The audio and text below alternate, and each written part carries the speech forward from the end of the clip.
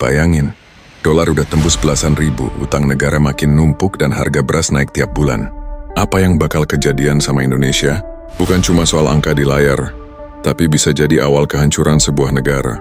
Dan di video ini kita bakal ngebahas simulasi gimana kalau Indonesia akhirnya pecah. Bukan karena perang, tapi karena ekonomi yang gagal dikendalikan. Sekarang tahun 2025, utang Indonesia udah lebih dari 8.300 triliun. Dan trennya bakal terus naik.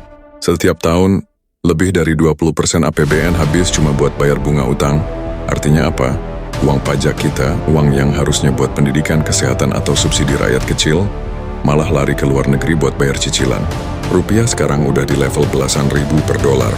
Kalau kondisi global makin nggak stabil, bukan mustahil kita lihat angka 20 ribu per dolar dalam dekade ini.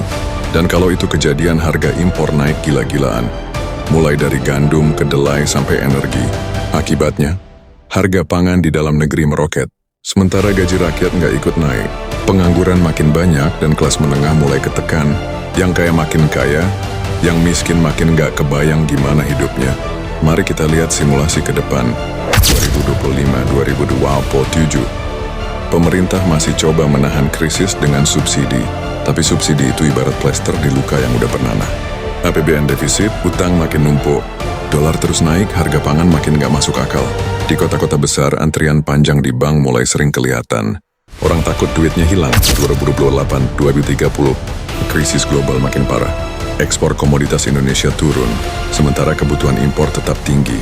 Inflasi tembus double digit, dan kerusuhan kecil mulai terjadi di pasar-pasar tradisional. Rakyat mulai kehilangan kepercayaan pada pemerintah pusat. Kenapa pajak naik tapi harga beras nggak bisa turun? Kenapa pejabat hidup mewah sementara rakyat makan susah? 2031-2033, daerah kaya sumber daya mulai gerah. Kalimantan dengan tambang batu baranya, Papua dengan emasnya, Sumatera dengan sawitnya. Mereka mikir, ngapain terus setor ke pusat kalau hasilnya nggak balik ke rakyat sini? Diskusi soal otonomi total mulai muncul. Bahkan ada yang nekat bikin mata uang lokal.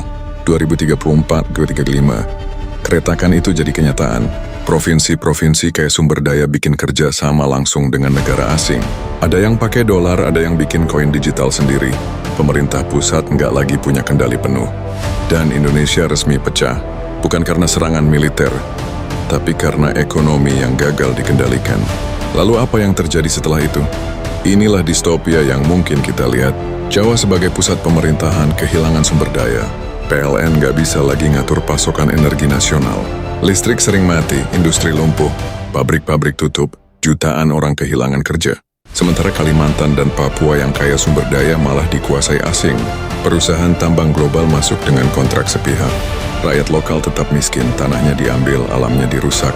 Di Sumatera, mata uang lokal bikin harga barang makin nggak stabil. Nilainya jatuh bangun, bikin masyarakat bingung. Sementara Jawa yang kehilangan bahan pangan impor, dipaksa bikin sistem barter. Beras ditukar minyak goreng, solar ditukar garam. Uang nggak lagi berfungsi normal.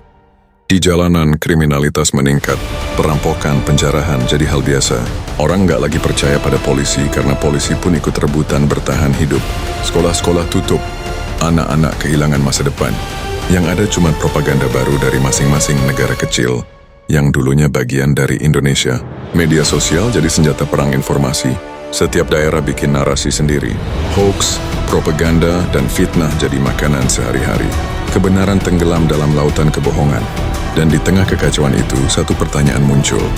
Apakah pecahnya Indonesia membuat rakyat lebih merdeka? Atau justru semakin hancur? Ingat, ini bukan ramalan. Ini simulasi. Skenario yang bisa jadi nyata kalau ekonomi kita gagal dikendalikan. Karena sejarah udah nunjukin, banyak negara pecah bukan karena perang, tapi karena perut rakyat nggak lagi bisa diisi. Jadi, menurut lo kalau kondisi ini terus berlanjut, Indonesia bisa bertahan? Atau pelan-pelan bakal pecah?